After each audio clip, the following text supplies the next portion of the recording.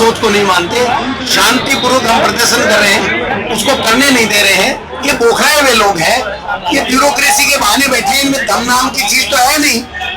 इनकी पर्ची आ जाती है दिल्ली से, खुल जाती है और विदेशों में सैर सपाटे कर रहे हैं जनता के पैसे से। और जब हम ये कह रहे हैं कि भाई कानून व्यवस्था बनाओ, बाबा साहब का अपमान बंद करो, गृह मंत्री इस्तीफा दे, और मणिपुर में जो हत्याएं हो रही है, जो बलात्कार हो रहे हैं उसको रोको, अडानी को इस देश को मत लुटाओ, तो कोई अन्याय कर रहे हैं देश के लिए कह रहे हैं हम। सड़क और सदन में इनकी जाम बांध देंगे, जाम समझो ना, जाम बांध देंगे। लाठियां चार्ज की गई है। ये हमारे कार्यकर्ता कोई कमजोर नहीं है, ये तो अध्यक्ष जी ने पहले ही कह दिया था कि सब लोग कानून की पालना करते हुए जहां तक ये लोग जाने देंगे वहां तक जाएंगे। और ये कोई बात सुने हुए पहले ही ये लोग बोछार कर रहे हैं इस प्रकार से, ये गलत है। यानी आप प्रोटेस्ट भी नहीं कर सकते, जिस प्रकार की हालत ये कर रहे हैं।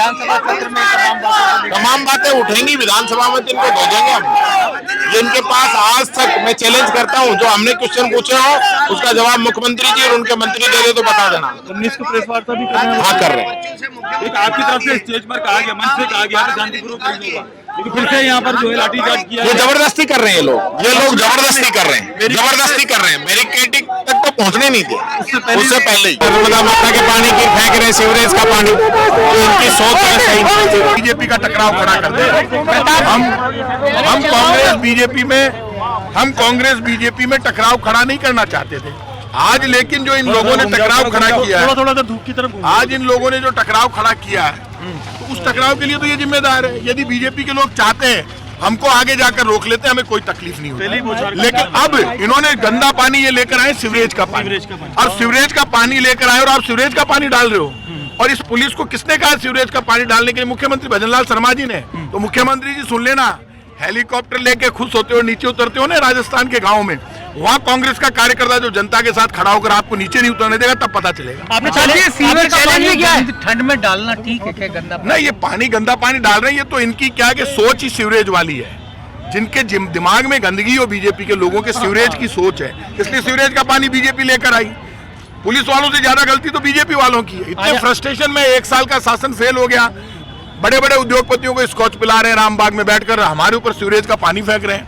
या एमएलए एमपी सब रहे हुए, पूरी सरकार जो रही हुई है वो यहाँ खड़ी है। तो कल क्या जमाना नहीं बदलेगा?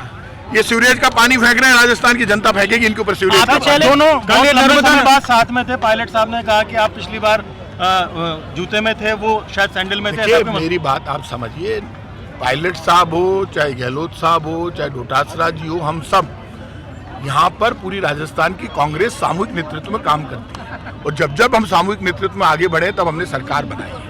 ये किसी को गलतफहमी नहीं होनी चाहिए। एक नेतृत्व है राहुल गांधी का नेतृत्व, बाकी सबका सामूहिक नेतृत्व होगा, तभी तो हम वापस बीजेपी का इलाज कर पाएंगे। लोग हमें सामूहिक नेतृत्व में देखना चाहता है पूरा राजस्थान। आपने चैलेंज भी किया बीजेपी को कि हमारे तमाम भ्रष्टाचार के जो आरोप लगा रहे हैं उनकी जांच, हम इनके खिलाफ ब्लैक पेपर जारी करेंगे, सुन लेना आप। और 1 वर्ष में जो घोटाले बीजेपी ने किए हैं वो ब्लैक पेपर जल्दी आएगा और इनका काला मुंह हो जाएगा। और इनकी मां ने दूध पिलाया था। आप मुझे बताओ, ये बड़े बड़े आरोप लगाते थे जल संसाधन घोटाले के, क्या हुआ? क्या कर लिया आपने? आपके सारे आरोप झूठे साबित हो रहे हैं। आप कांग्रेस के एक नेता को ही गिरफ्तार नहीं कर पाए क्योंकि इनके आरोपों में दम ही नहीं है। गिरफ्तार कहां से करेंगे? इसलिए मैं इतना कह सकता हूं कि बीजेपी चाहे कुछ भी कर ले, कांग्रेस एक होकर आगे बढ़ेगी।